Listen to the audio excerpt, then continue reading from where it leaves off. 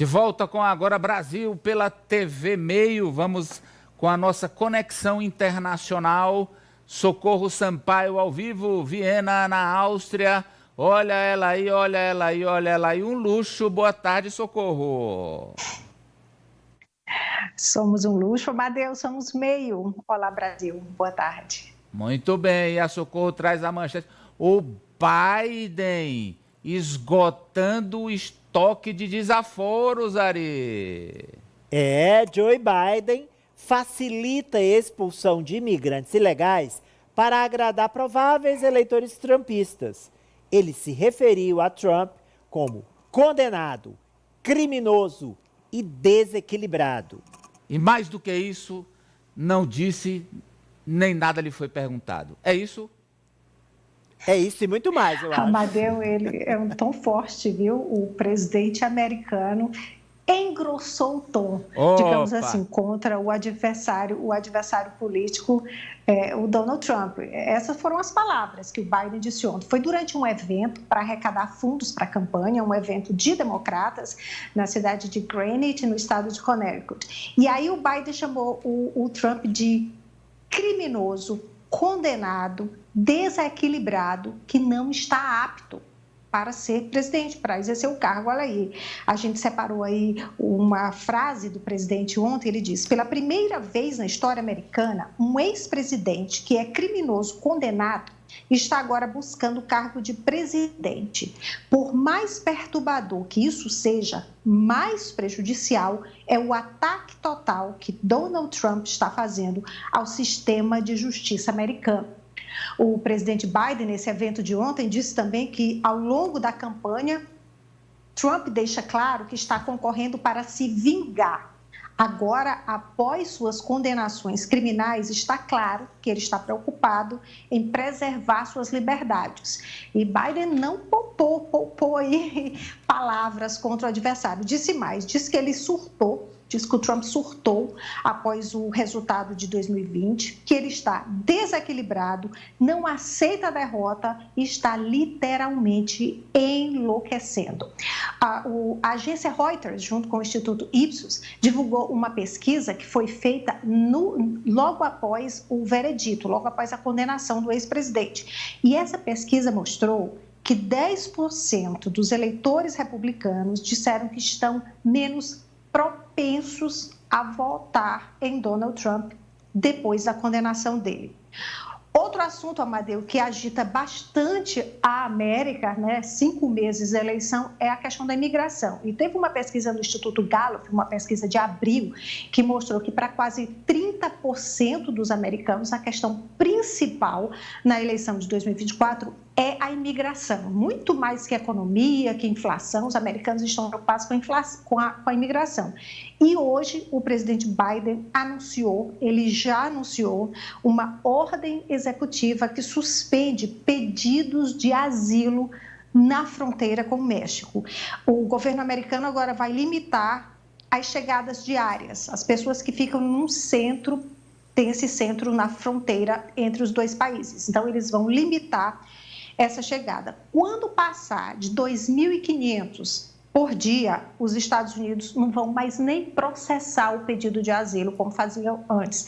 As autoridades já vão ter o poder de deportar, de já mandar de volta essas pessoas sem nem processar pedido de asilo.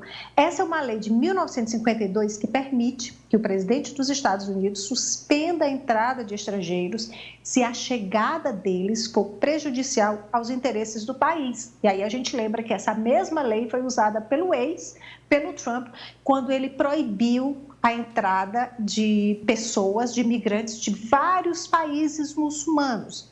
Também proibiu o processamento de asilos na fronteira com o México, de pessoas que chegavam ilegalmente. O Trump também fez isso. É a guerra aí para conseguir votos dos republicanos, como diz a manchete, Amadeu. E o governo Biden tem recorde de chegada de imigrantes ilegais. São mais de 6 milhões, são quase 6,5 milhões de imigrantes ilegais que tentam cruzar a fronteira México-Estados Unidos no governo Biden, Amadeu. E aquilo que eu já tinha falado da polarização afetiva e do que está movendo as pessoas, os ânimos e o voto do eleitor nos Estados Unidos e vale para nós aqui no Brasil. Quer dizer, a economia do Biden está indo bem. Ele tem apresentado números robustos na área da economia. Mas, como a Socorro disse, a pesquisa diz, não é questão de economia, não é índice de educação, não. A primeira preocupação dos americanos são os imigrantes. Quer dizer, há uma propaganda tão massiva, tão pesada nessa guerra cultural de que os imigrantes chegam para tomar os empregos, que os imigrantes chegam para desvirtuar a América, que isso está na cabeça das pessoas e não tem jeito. O Biden redes sociais, Amadeu. Isso, e aí o Biden não tem como, ou o Biden vai na onda ou é atropelado por ela, professor Vila.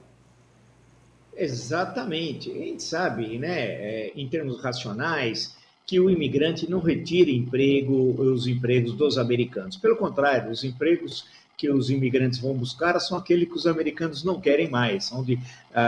Isso é evidente, né? No caso, por exemplo, desses estados fronteiriços, é uma série de empregos no campo da agricultura, da colheita, que os americanos não querem. Então, não há efetivamente uma concorrência sobre a questão do emprego. Agora, isso é utilizado ainda mais, potencializado pelas redes sociais, aí em relação ao outro, né? O outro tem de ser transformado no inimigo dos Estados Unidos.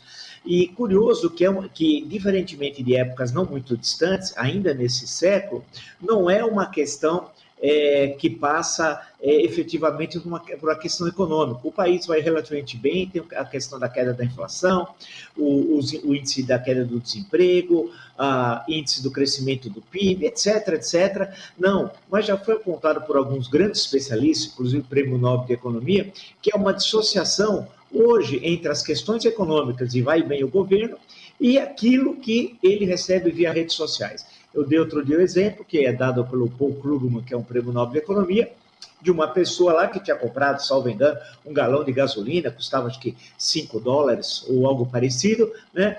E o Trump falava que custava 7, que era um absurdo, está custando 7. Ele comprou por 5, ele acreditava que custava 7, mesmo tendo pago 5, porque o que valia não era o que ele falou, a operação comercial, que ele trocou a moeda por aquele produto, não, era o discurso ideológico falso do Trump. São os tempos de fanatismo que, como você também destacou, chegam também ao Brasil, não é só um fenômeno americano, isso também tem na Europa centro-ocidental. É uma questão que desafia os pesquisadores, como a realidade concreta se transforma em algo secundário frente ao discurso extremista que impõe uma realidade virtual, que não é aquela que o eleitor ou a eleitora vivem.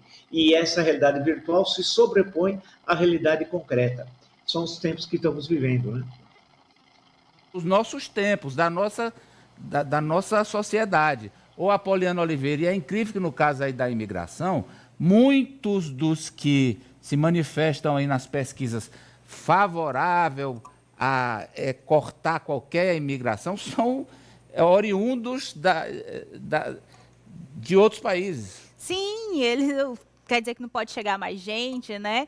Mas é aquela questão que os Estados Unidos continuam se protegendo e aí o Joe Biden está cada vez mais tentando se aproximar dessas pautas, já que o ex-presidente, mesmo com a condenação, não consegue, não perde pontos, né? Ele, pelo contrário, ele tem o seu nome ainda mais popularizado, fica cada vez mais forte diante dessas situações e, pelo menos no argumento, a gente está vendo que o Joe Biden não está indo muito bem. Então, já que ele não está sabendo argumentar, não tem um discurso muito contundente, até porque é difícil a Poliana achou fraco colocar no nível ali do Joe Biden, do Donald Trump. Então, ele vai ter que se aproximar dessas pautas que são mais afins ao ex-presidente. A Poliana achou os xingos do Biden fraquinhos. Primeiro, eu não entendi o uso do gerúndio, né? Quando ele disse que o Donald Trump está ficando desequilibrado, né? Porque, não, ele já ficou. Então,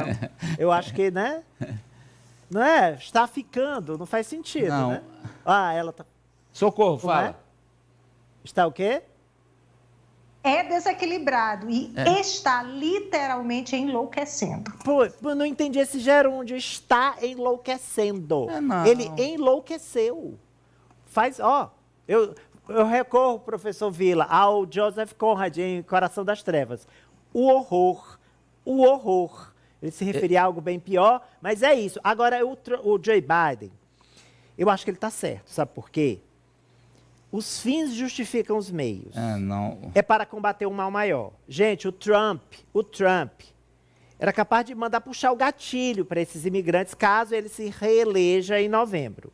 Agora, eu estava vendo, Socorro, porque a gente sempre trata desse assunto, estava vendo na BBC, que eles listaram as 500 maiores empresas dos Estados Unidos, né? Eles têm essa lista das 500. Aí, se retirar aquelas fundadas por imigrantes e tocadas pela segunda geração, ficariam só 284, porque o resto é tudo criado por imigrantes. E sem a mão de obra imigrante... O próprio Trump, Ari. O próprio Trump. Exato. E sem a mão de obra de baixa qualificação, o que sobrou fecharia. Ou seja, eles dependem economicamente dos imigrantes. As esposas do Trump, tudo tem nome de vodka. E vieram a família tudo... dele, A família. Amadeu. Pois é, os ancestrais a vieram aqui da esposa, Europa, as Alemanha. ex... tudo tem nome de vodka. Natasha, Svetlana... Melânia. Melânia, todas são de fora, que ele importa também. Mas é o seguinte, eu percebi uma coisa, eu vou pedir ajuda ao Ari. Eu estou enxergando mal, ou o Trump está cada vez mais alaranjado e o Biden amarelado? Cenoura, ele tá com... Sim, é o cabelo de Fanta laranja do Trump, que fica aqui, aquele topete de Fanta laranja. É um negócio assim, tá avançado. Excesso de beta-caroteno. Ambos estão avançados. O Biden em idade e o Trump em loucura. Atenção, Socorro, vamos falar. E tem notícia boa na área da medicina na Europa? Tem uma notícia aí